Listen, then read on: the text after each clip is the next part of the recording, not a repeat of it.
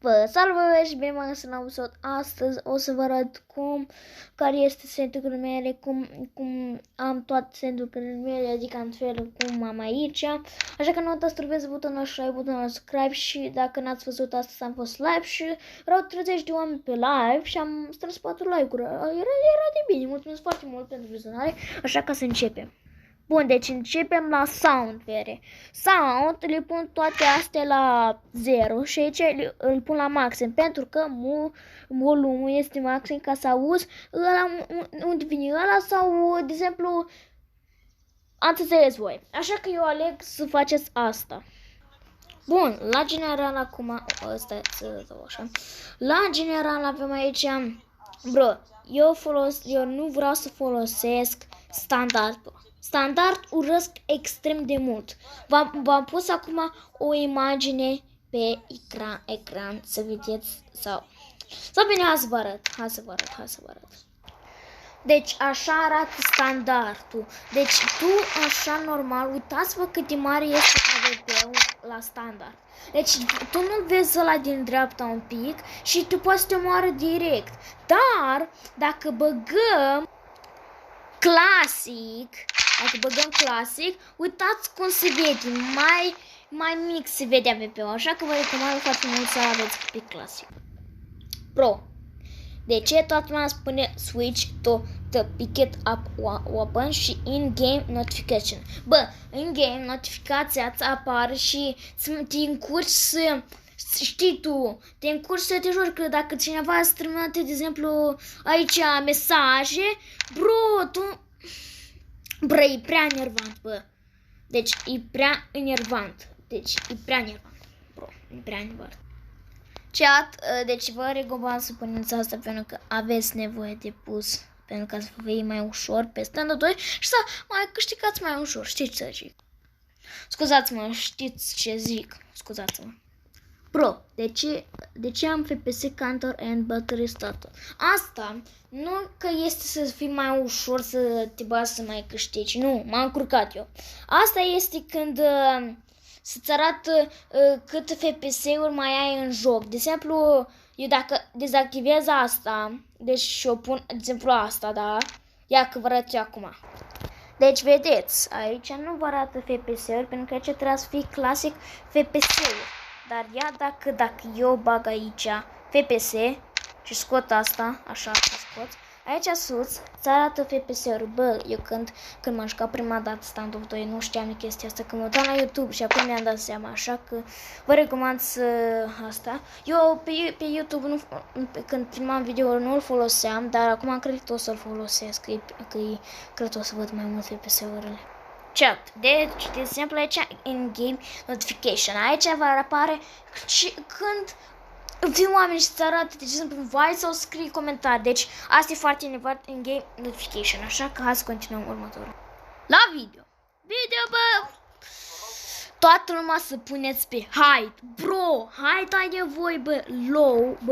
Low e extrem și very low și low e extrem de enervant. Așa că eu zic să puneți pe toată lumea pe height cum vreți voi.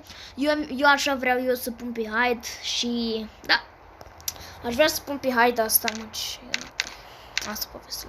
Dar mă rog, eu vă recomand să puneți pe height că aveți nevoie. Apropo, asta cu 120 o să vă explic un pic mai încolo, dar mă rog. Bun. Și da, hai să continuăm. Mai departe chat avem controlerii. Ok. Aici vreau să vă spun să băgați așa sandwich, dar mă rog. Jump-ul. De ce am button, dar nu double tap, pentru că la mine jump-ul este fix aici. Aici. Boliu. Stai. Așa.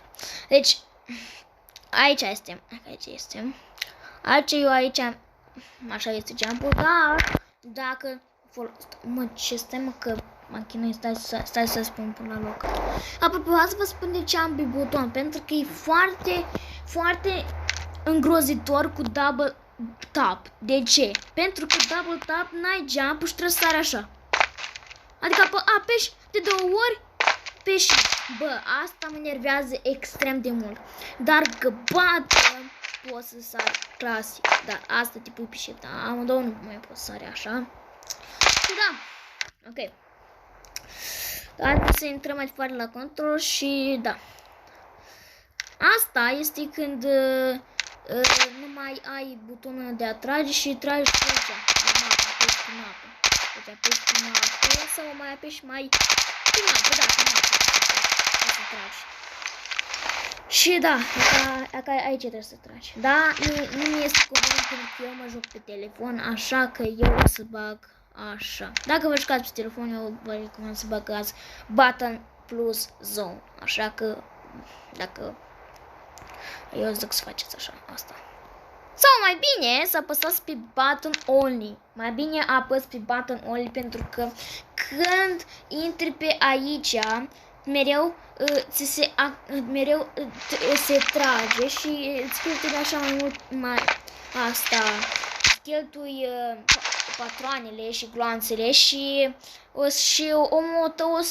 omul tău care vrea să te omoare, aude că ai tras și vine după tine, așa că eu zic să bagați asta mai bine și așa nu se mai aude. Pentru că hai să vă arăt. Ia că-mi bag acum așa, intră așa și se trage. Așa că vă recomand foarte mult să băgați button only dacă vă jucați pe telefon. Dar pe calculator se face un pic mai ușor. Cred, pentru că eu nu mă joc pe calculator, așa că da, hai să trecem la următorul. Setări la țintă. Știu că vă interesează, am fix ca la Softicu pentru că mereu mă uit la el. Deci aici avem 5. Deci aici vă recomand să băgați așa, pentru că mă încurcă prea mult. Vedeți cum cercul se crește, bă, mă enervează prea mult și nu vezi capul lui unde trebuie să tragi. Așa că eu vă recomand foarte mult să băgați la 0 și .00 aici. Da, și aici să băgați 5, aici să băgați 5.43, eu deja mai țin minte cât mai am, așa, 5.71 aici să băgați și aici să băgați 10, de ce? Pentru că 10 parcă am uitat, dar o să mă să văd, o să-mi amintesc, ok? Ok. Croucher type. De ce nu este la mine